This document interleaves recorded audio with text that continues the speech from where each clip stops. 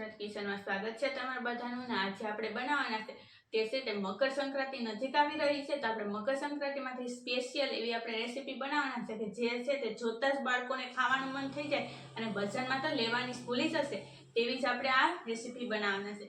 તો તે કઈ રીતના બનાવી કેમ કે આપણે બનાવવાના છે તે છે આપણે છે તે ખાંડની આપણે સિક્કી બનાવવાના છે કેમ કે તમે ગોળની સિક્કી તો બધાય ખાધી હશે બજારમાં મળે છે તે પણ ઓલરેડી ગોળની સિક્કી મળે છે તો આપણે છે આજે બનાવીએ છીએ તે છે આપણે ખાંડની સિક્કી બનાવવાના છે।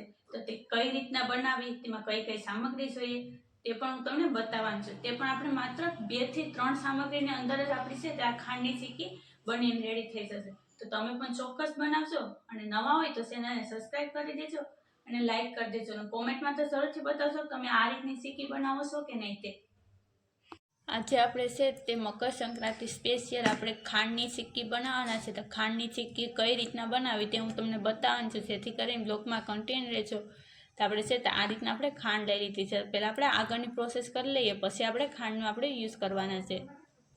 તો તેના માટે થઈને પહેલાં આપણે છે થોડીક આપણે સીંગ લીધી છે તો આ રીતના સીંગને આપણે શેકી લીધી છે અને શેકીને પછી ઠંડી પડે પછી તેને આપણે છે તે આ રીતના આપણે કરશું એટલે છે તેના પોતરા છે તે આ રીતના આસાનીથી છે તે પડી જાય પછી તેને આપણે છે તે આ રીતના આપણે 2 ભાગ કરી નાખશું અને તેને આપણે છે તે એક પેલામાં નાખી દેશું અને એ રીતે આપણે છે તે બધા સીંગને છે તે પાડી લેશું આ રીતના પોતરા અને તેને આપણે આ રીતના જ એક સાથે જ બધી કરતું જવાનું કાપતા જવાના આ રીતે તો આ રીતના આપણે કરી લઈએ।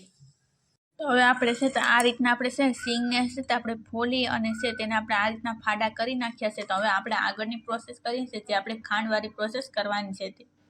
તો હવે આપણે છે તો આ રીતના આપણે એક તપેલી લીધી છે તો તેની અંદર આપણે ખાંડ નાખી દઈશું આ રીતના આપણે ખાંડ નાખીને તેને આપણે ઓગાળવાની છે આ રીતના હલાવતા જશું ને ઓગાળી નાખીએ આમાં આપણે પાણી કે કંઈ વસ્તુ નાખવાની નથી જરાય નથી દૂધ નાખવું કે નથી પાણી નાખવાનું બસ ખાલી એમને હલાવી અને આપણે તેની સાસણી બનાવશું તો આ રીતના આપણે હલાવતા રહીશું। તમને એવું લાગે કે ગેસ છે તે હાઈ હોય તો તમે હલાવવામાં ન પહોંચી શકો તો તેને આપણે સ્લો અથવા મીડિયમ પણ કરી શકીએ છીએ અને આ રીતના આપણે છે તેને હલાવતા રહીશું ખાંડને એટલે છે તેનો કલર પણ એકદમ ગોલ્ડન કલર થઈ જશે સાંસળી બનતા। તો પહેલાં તો છે તે આ રીતના છે તે એકદમ કડક એવું થઈ જાય અને પછી છે તે ધીમે ધીમે કરતે છે તે આખી ખાંડ છે તે ઓગળી જશે અને છે તે ગોલ્ડન કલર જેવી થઈ જશે જે રીતના આપણી છે તે ગોળની સાંસળી થાય છે તે જ રીતની આ પણ સાંસળી બની જશે તો આ રીતના આપણે તેને હલાવતા રહેવાનું છે।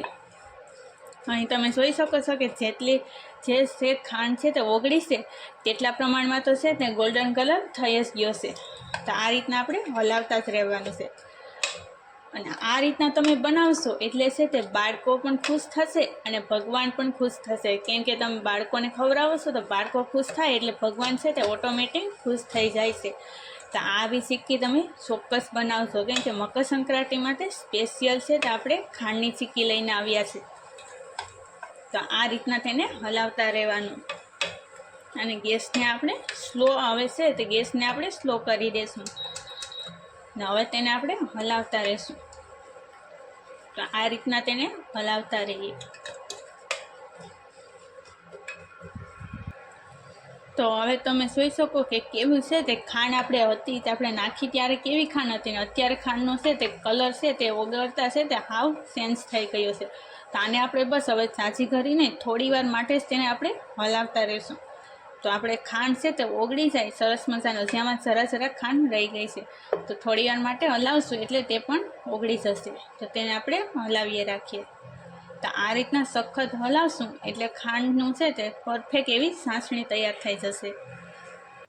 તો હવે આપણી સાસણી છે તે એકદમ પરફેક્ટ થઈ ગઈ તો તેની અંદર ફટાફટ આપણે સીંગ નાખી દઈશું આ રીતના અને મિક્સ કરી લઈએ અને પછી તેને આપણે નીચે ઉતારી લઈશું તો ગેસને ઓફ કરીને જ આ પ્રોસેસ કરવાની છે।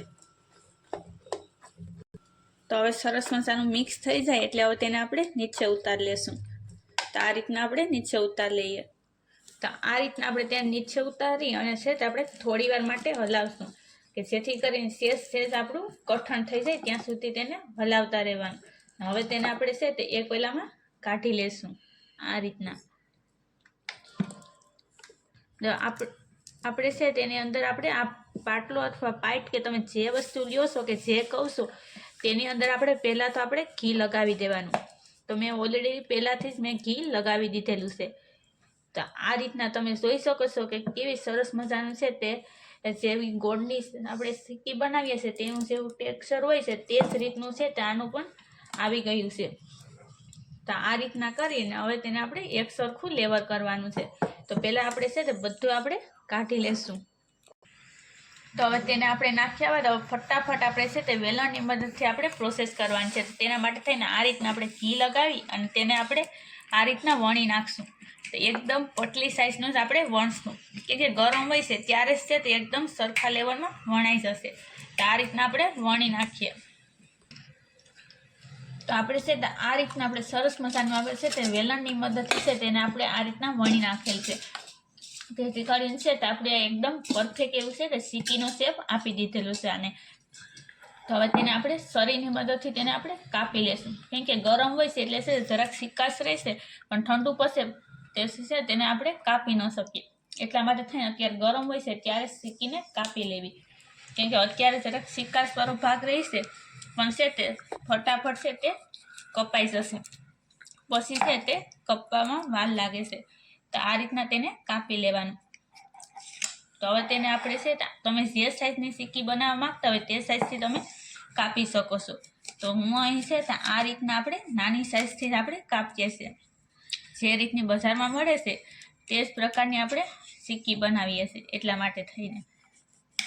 ને આ રીતની છે તમે ક્યારેય ખાધી નહીં હોય કે ક્યારેય બનાવી નહીં હોય તો ફક્ત ને ફક્ત આપણે બે જ વસ્તુમાંથી આપણે આ સિક્કી બનીને રેડી થઈ જાય છે. તો તમે પણ આ રીતની ચોક્કસ બનાવશો. તો આ રીતના આપણે બધી કાપી લેશું. તો હવે આપણે છે તેને આ રીતના આપણે છે તે સરસ મજાની છે તેને આપણે આકા પાડી લીધા છે. ને અત્યારે છે તે ઠંડી પણ થઈ ગઈ છે. તો હવે તેને આપણે છે તે આ રીતના કરશું તો છે તે આસાનીથી છે તે ઉખડી જશે. તો આ રીતના આપણે છે તે ઉખડી નાખશું. અને અહીં તમે જોઈ શકો છો કેવી સરસ મજાની છે તો આપણી સિક્કી બનીને રેડી થઈ ગઈ છે. એકદમ ક્રિસ્પી એવી બને છે. તો આપણે છે તે આ થડની આપણે બનાવેલી છે.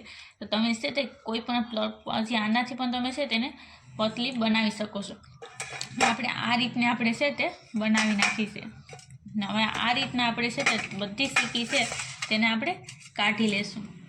કેવી સરસ મજાની છે તે સિક્કી બની જાય છે અને આસાનીથી છે તે નીકળી પણ જાય છે. તો તમે પણ આ રીતની ચોક્કસ બનાવજો. તો હવે આપણી ખાંડની સિક્કી બનીને રેડી છે. તમે જોઈ શકો કેવી સરસ મજાની છે આપણે આ સિક્કી બને છે અને છે તે જોતાં જ ખાવાનું મન થઈ જાય તેવી જ આ બને છે.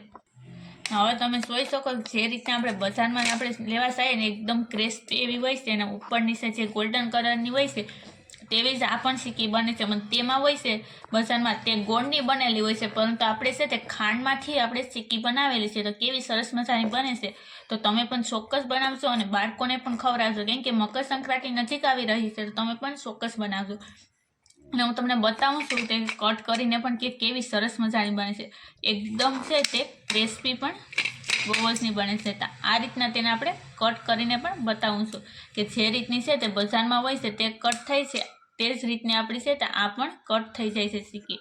તો તમે પણ ચોક્કસ બનાવજો અને નવા હોય તો ચેનલને સબસ્ક્રાઈબ કરી દેજો અને લાઇક કરી દેજો અને કોમેન્ટમાં તો જરૂરથી બતાવજો તમને છે આ છે તે ખાંડની સિક્કી કેવી લાગી છે તે.